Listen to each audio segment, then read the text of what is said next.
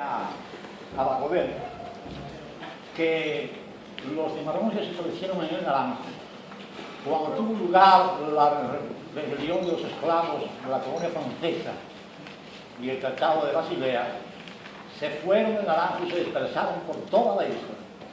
Y en el gobierno de Sánchez Ramírez intentaron localizarlos para volverlos a llevar a Naranjo y no pudieron. Gracias.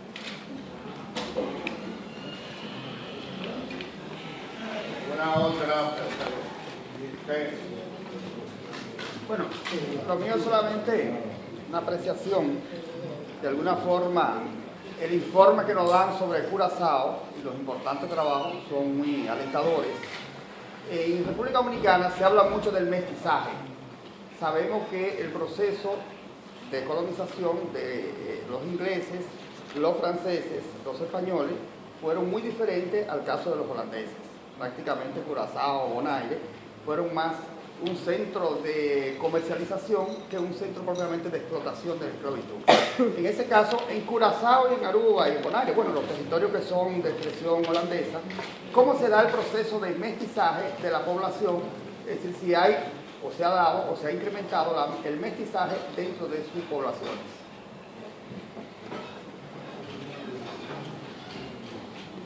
El mestizaje como tal por mucho tiempo no fue tema de discusión, en parte porque se acercó el tema por vía del concepto de pluralidad, y en ese concepto se hablaba de una jerarquía de grupos étnicos, con una jerarquía blanca, con un toque blanco y una población negra al final. Pero el mestizaje empezó hace mucho tiempo y hay ahora lo que se está utilizando ahora mucho es el concepto de diversidad, como se está usando en muchos sitios, y se está contraponiendo eso a la raza, al uso de la raza. Y en Curazao el racismo no está discutido, aunque más y más se hace, pero hay una vertiente muy clara del racismo, aunque también hay una realidad de mestizaje tan fuerte que, por ejemplo, ahora tenemos dos colegas del proyecto que tenemos que tienen parientes curaceñas, afrocuraceñas y holandesas, y eso se considera normal y se ha considerado normal por generaciones, pero muchas veces la discusión que se le da a la diversidad oculta el racismo latente que existe en la isla, y eso se puede ver, por ejemplo, ahora con la religión afrocuraceña del mondamento.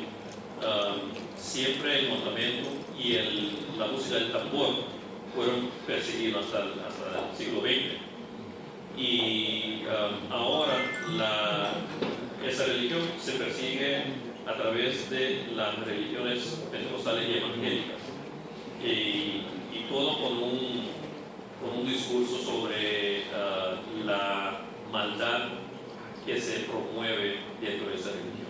O sea que muchos temas que existen aquí en la comunidad se repiten allá.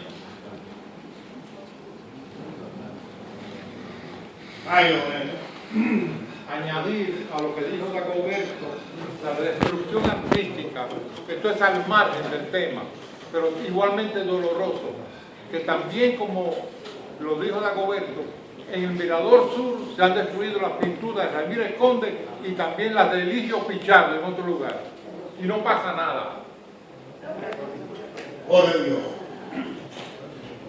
No, mi pregunta es para el doctor, no recuerdo, el último expositor.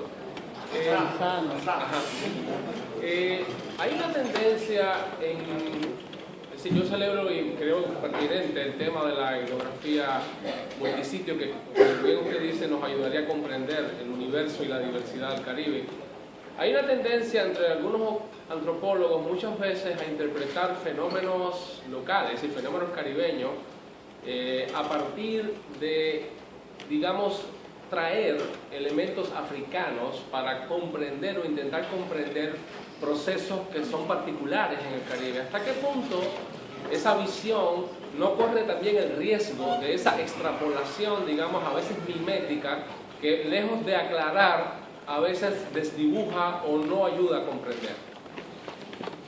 Es muy buena la pregunta. La inspiración de Debe para mí ha sido siempre el evitar eso. En el sentido de que se requiere un trabajo riguroso, local, para entender la dinámica que se da en la comunidad, y hay que evitar traer simbolismos, traer funcionalidades generales de otro sitio y ponerlos aquí. Un ejemplo, el caso que yo mencioné de 1788,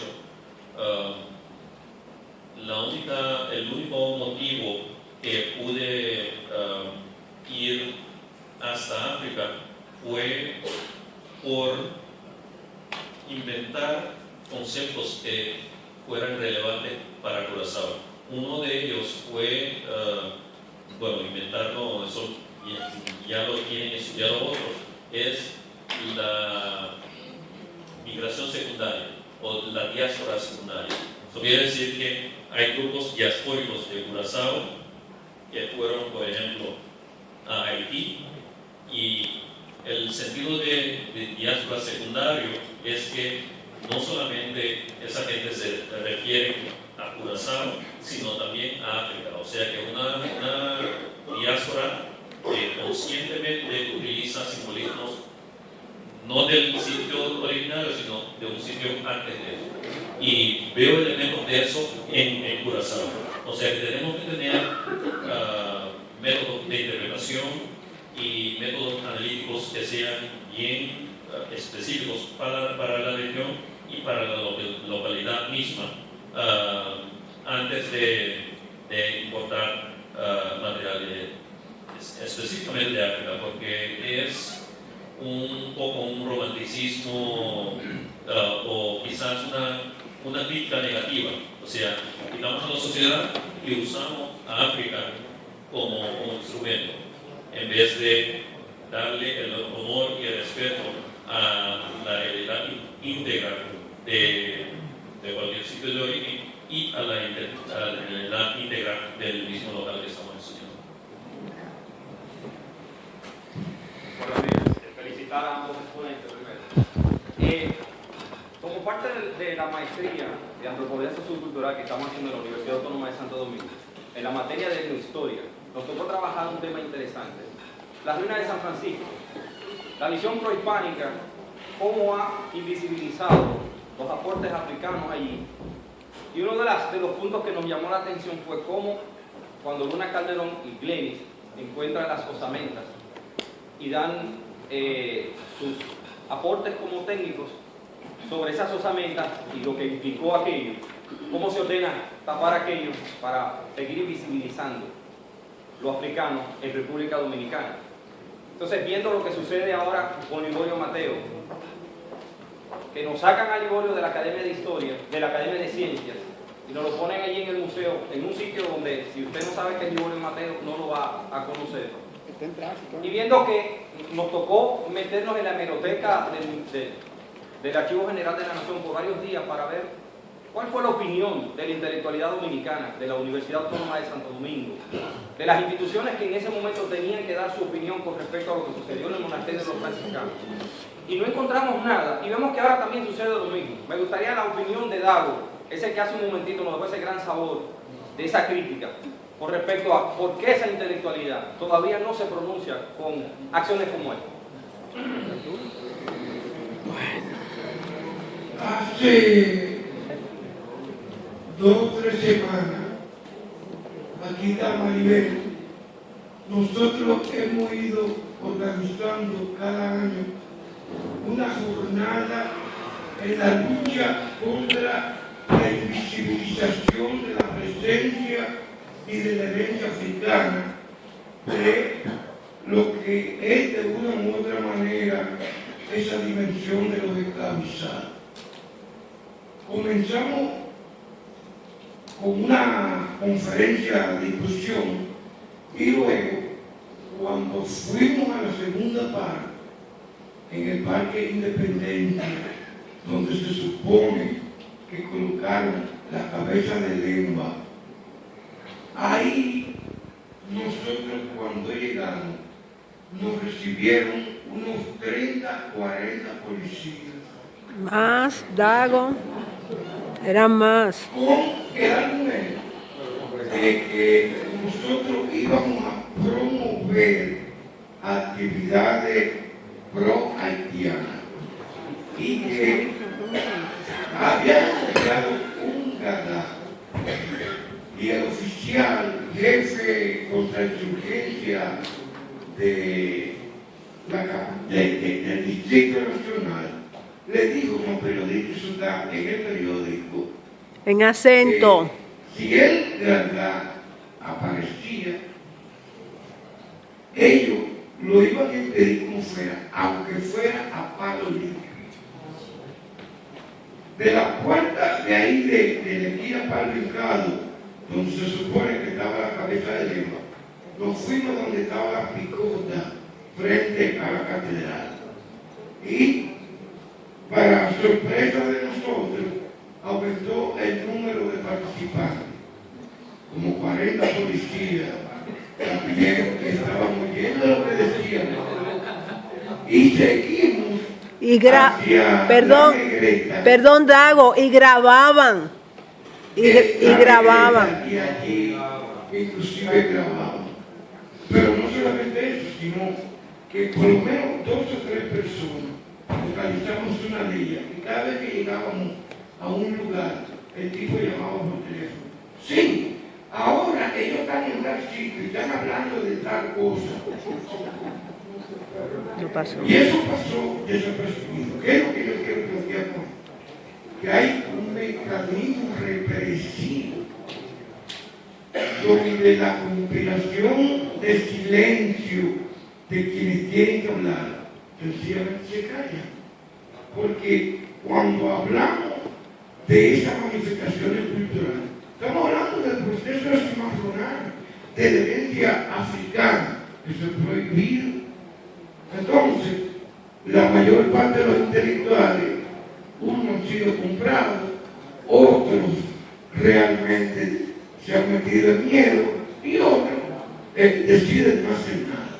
Son muy pocos en este país los que, y yo hablo de gente que a veces tú no esperas que asuman esas actitudes. Y sin embargo, cuando yo veo, por ejemplo, las publicaciones de Bernardo, esas son subversivas para mucha gente. Y Bernardo no le importa eso. Carlos Andújar, lo mismo que yo puedo decir. Entonces, ahí está Mario Bonet.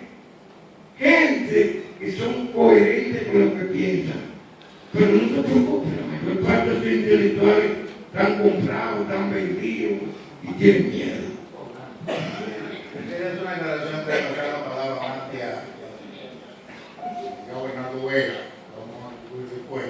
El problema de la invisibilidad en el caso de la Feria de San Francisco no fue por la africanía, sino por las implicaciones ideológicas que tenía ver allá en el parque del Trofeo, un esclavo con billete. A propósito de la celebración del Chico, pero fueron otras implicaciones que hubo ahí de tipo ideológico que trajo como respuesta a eso. Marta Lindero. ¿En el patio de quién? Siguiendo el punto de Dagoberto, es un llamado para que hagamos antropología y sociología, hasta arqueología aplicadas hacia la verdad y la justicia. Todos los pueblos tienen su mitología Entonces siempre uno tiene que estar tratando de divulgar los frutos de su investigación para aclarar la verdad. En cuanto a Samaná, yo estuve como antropóloga cuando se estaba desbaratando el pueblo. Muy doloroso.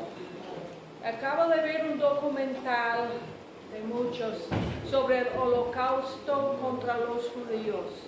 Para mí los samaneses adoptaron una actitud pacífica como víctimas. No hicieron frente al balaguerato que hizo reforma urbana con el pretexto de modernizar para el turismo y en realidad era matar el espíritu de un pueblo muy heterogéneo, pacífico e idiosincrático. Los gobiernos, en vez de reconocer, estudiar, promover, facilitar la diversidad cultural que tiene Samaná y Puerto Plata y otros, San Pedro de Macorís y otros tantos lugares, Sánchez, ha tratado sistemáticamente de destruir el espíritu. Entonces, mi último viaje en mi ciclo de estudios doctorales después de un año, el editor del suplemento del nuevo periódico La Noticia me encomendó ir a Samaná y tomar retratos. Y lo hice de buena calidad en Plus X, blanco y negro para el periódico, hasta, por ejemplo, la reflexión del campanario de la iglesia vieja en un charco de agua y cosas así, los barrancones, demás.